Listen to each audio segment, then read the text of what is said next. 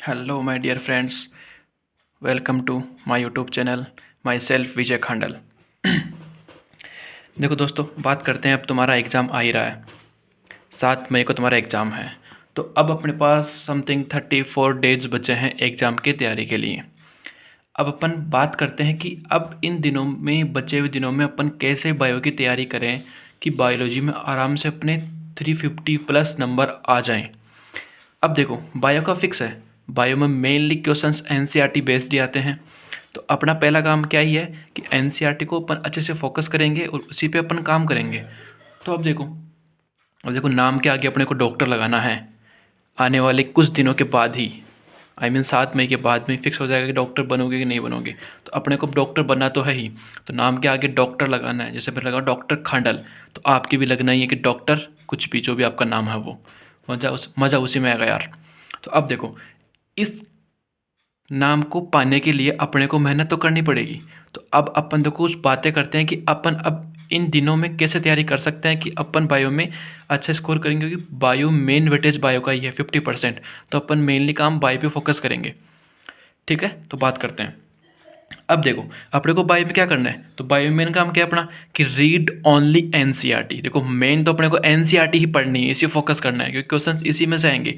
हाँ, कॉन्सेप्ट अच्छे करने के लिए आप एक्स्ट्रा पढ़ सकते हो, लेकिन पढ़नी तो अपने मेन तो एनसीईआरटी है, क्योंकि क्वेश्चंस जब से एनटीए आया है तब से क्वेश्चन एनसीईआरटी बेस्ड ही आ रहे हैं। बिल्कुल एनसीईआरटी से क्वेश्चन बाहर बिल्कुल भी नहीं आ रहे हैं। तो एनसीईआरटी पढ़नी है, वो भी बार बार पढ़नी है, क्योंकि बार बार पढ़ने से ही कॉन्सेप्ट क्लियर होंगे, एनसीईआरटी की लाइनें क्लियर होगी। सही बात है ना। अब देखो, दूसरी बात है कि एनसीईआरटी की हर लाइन को अपने सही से पढ़ना है। एनसीईआरटी का डायग्राम देखना है, डायग्राम की लेबलिंग देखनी है, और जो एनसीईआरटी के चैप्टर के एंड में समरी आती है वो भी अपने को पढ़नी है, क्योंकि क्वेश्चन कुछ बातें उसमें भी एक्स्ट्रा लिखी हुई है जो पूरे चैप्टर में नहीं है, वहाँ लिखी हुई है। अगली बात करें कि अब देखो, अपन टेस्ट देते भी आए हैं और अपने को इस बचे हुए टाइम में टेस्ट भी देना है। तो टेस्ट देना है और क्वेश्चंस प्रैक्टिस करनी है, लेकिन वहाँ पे एक बात तुम्हें करनी है कि बच्चे क्या करते हैं, टेस्ट देके बस पेपर को छोड़ देते हैं, नंबर आ गए खूब है। ये नहीं करना अपने को टेस्ट देने के बाद उस टेस्ट का एनालिसिस करना है कि अपना कौन सा क्वेश्चन गलत हुआ, किस टॉपिक में अपना क्वेश्चन गलत हुआ, और उसको, वो क्वेश्चंस गलत हुए अपन क्यों गलत हुआ, तो कॉन्सेप्ट क्लियर नहीं थे, या अपने को याद नहीं था, या अपन ने क्या कर दी, कुछ सिली मिस्टेक कर दी, और वो सिली मिस्टेक अपने को एग्जाम में भी प्रॉब्लम दे सकती है। तो उसी को अपन अभी से तैयार करेंगे कि अपनी जो सिली मिस्टेक्स हो रही है वो अपने को अवॉइड करनी है, कि सिली मिस्टेक मेन काम है नेगेटिव करवाने का। तो अपने को उससे बचना है। देखो, नेगेटिव कम होंगे ना तो अपना सिलेक्शन अच्छा होगा, और सिलेक्शन नहीं अपनी रैंक भी अच्छी आएगी। ठीक है ना, क्योंकि नेगेटिव अपन 1 नंबर कम होता अपना उससे, और नंबर क्वेश्चन गलत होगा तो 4 नंबर तो 4 नंबर तो वैसे भी गई, और 1 नंबर वो 5 नंबर का लॉस हो रहा है, तो अपने को उससे बचना है। अगली बात, पीवाईक्यू। सब्जेक्ट कोई सी भी हो, उसमें अपन को पीवाईक्यू करने हैं, जितने पीवाईक्यू हो सके वो करने हैं, और पीवाईक्यू करने ही नहीं है, पीवाई का हर ऑप्शन उसको समझना है कि ये ऑप्शन यहाँ पे है तो ये अपने चैप्टर में कहाँ पे है, क्योंकि रिविजन चैप्टर जो अपन होते हैं ना क्वेश्चंस, वो बायो में रिपीट होते हैं, लेकिन ये नहीं कि सेम डिटो क्वेश्चन आएंगे। सेम कॉन्सेप्ट आता है, सेम लाइन आती है, तो ऑप्शन से कोई क्वेश्चन बन जाते हैं, कुछ क्वेश्चनों से ऑप्शन बन जाते हैं, तो वो अपने को अच्छे से करनी है, क्योंकि क्वेश्चन करना है, क्वेश्चन को समझना है कि ये अपने कहाँ पे चैप्टर में कहाँ पे अपने उसको पढ़ना, उसके बारे में क्या है क्या नहीं है, क्योंकि कुछ ऑप्शंस में अच्छी बातें भी होती है। जैसे मान लो कुछ नया टॉपिक आ गया, उसको थोड़ा उसको पढ़ लो, तो आगे क्या पता क्वेश्चन आ जाए। तो ठीक है, और देखो मेन काम ये है कि इन दिनों में ये करना अपने को कि बिलीव इन योर सेल्फ, अपने पे विश्वास रखो कि अपन सिलेक्शन लेंगे और अपन डॉक्टर बनेंगे। कैसे भी रुकना नहीं है, अपना कुछ डॉक्टर बनना ही है, किसी भी हालत में डॉक्टर बनेंगे तभी मज़ा आएगा यार, सच्ची ना। दुनिया अब जीने नहीं देगी ऐसे, तो भाई दुनिया बहुत जालिम है, पता ना। हाँ, अब देखो एक बात है, अब अगली बात करते हैं कि अब इंसान को क्या करना चाहिए, स्टूडेंट को क्या करना चाहिए क्योंकि सक्सेस डेफिनेटली उसको मिल जाए, उसका गोल उसको अचीव हो जाए।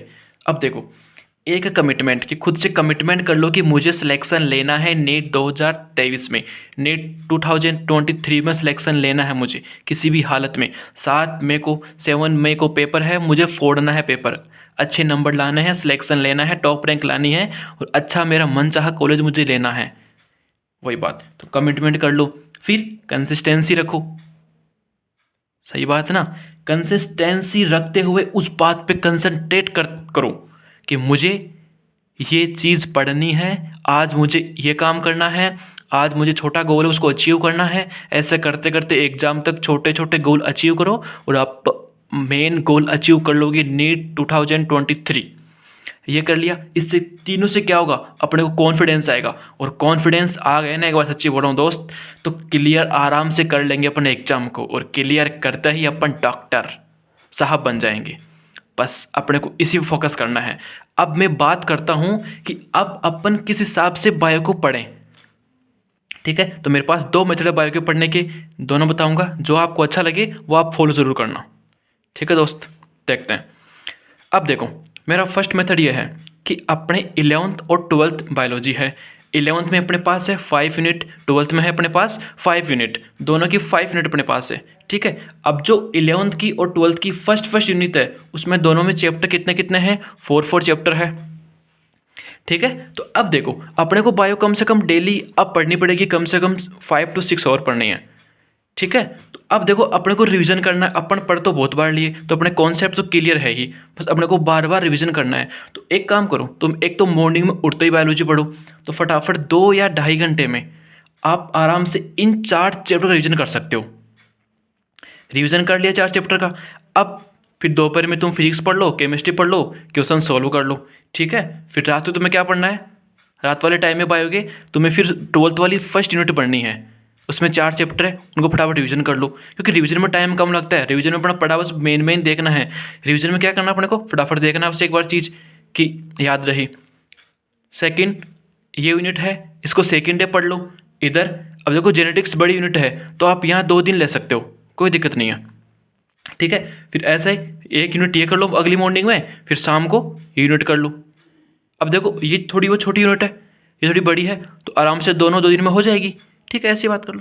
अब प्लांट फिजियोलॉजी है, आराम से आप 1 दिन में कर सकते हो। चलो 1 दिन में नहीं, कोई बात नहीं, बट आप प्लांट और एनिमल फिजियोलॉजी दोनों आराम से आप 3 दिन में कर सकते हो, तो कोई ना 3 दिन में ये कर लो।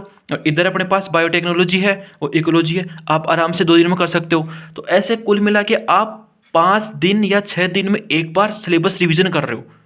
अब देखो, अपने पास 34 डेज बाकी है, और अपन 5 दिन में एक बार सिलेबस पूरा कर रहे हैं, 6 दिन में सिलेबस पूरा कर रहे हैं अपन, तो आराम से अपन एग्जाम तक 5 या 6 बार सिलेबस पूरा कर सकते हैं।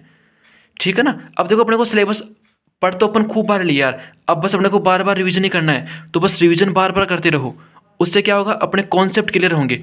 और देखो, एग्जाम में सिली मिस्टेक कहाँ होती है, जो अपना पढ़ा हुआ होता है ना, वो अपन सही से नहीं कर पाते वहाँ पे अटेम्प्ट, या क्या था वो कुछ पढ़ा हुआ था ये याद नहीं आ रहा, तो वो मिस्टेक होती है। देखो, फर्स्ट मेथड ये मेरे पास है। अब सेकंड मेथड में बात करते हैं। सेकंड मेथड क्या है, सेकंड मेथड मेरे पास ये है कि अपने पास 38 चैप्टर है, इसमें से तुम्हें कुछ तो बहुत याद है कि अपने को ये चैप्टर ऐसा ही, मुझे डॉक्टर पूरे याद है चैप्टर मुझे, कि आराम से इजी चैप्टर है, तो उनको आप अलग बना लो कि चैप्टर लिख लो कि ये चैप्टर इजी है, उनको मैं लिख लिया जो भी चैप्टर है वो। इधर है अपने पास तो तुम्हें मॉडरेट याद है, मतलब थोड़ा बहुत मतलब याद भी है और थोड़ा बहुत डाउट भी है, तो उनको यहाँ लिख लिया तुमने। और अगला है अपने पास कि कुछ चैप्टर हार्ड होते हैं यार, कि उनको आप अलग लिख लिए। अब देखो, जो ईजी है उनको आपको रिवीजन की कम ज़रूरत है, तो आप उनको कम रिवीजन करो, रिवीजन उनका भी करो लेकिन कम करो। मॉडरेट है उनका थोड़ा बहुत आप ज़्यादा भी मत करो, कम भी मत करो, 20 का कर लो। अगला है अपने पास हार्ड है। अब हार्ड को देखो, अपने पास हार्ड तो है ही, अपने मत कम आते हैं, तो आप उनको बार बार पढ़ो, क्योंकि जब बार बार पढ़ोगे ना तो ये भी अपने ईजी बन जाएंगे। तो इस हिसाब से आप तैयारी कर सकते हो। ठीक है ना। अब देखो, दोनों मेथड है, जो आपको अच्छा लगे वो आप फॉलो करना, और मुझे जरूर बताना कमेंट करके कि कौन सा मेथड अच्छा है। और मस्त होके पढ़ो यार, अपन अपने नाम के आगे डेफिनेटली डॉक्टर लगवाएंगे, और मज़ा उसी में आएगा। जब घर वालों का ड्रीम है उसको अपन ने गोल बना के उस पर काम किया और उसको अचीव किया, मज़ा उसी बात का यार दोस्त। जब गले में होगा ना स्टेथोस्कोप और बॉडी पे होगा वाइट एप्रॉन, तब मज़ा उसमें आएगा। जब घर वाले और अपने रिलेटिव्स कहेंगे डॉक्टर साहब आ गए, मज़ा उस बात का यार, जब ये गले में होगा। ठीक है दोस्त, मिलते हैं नेक्स्ट वीडियो के साथ। वीडियो अच्छा लगे तो लाइक कमेंट शेयर ज़रूर कीजिए। Thank you.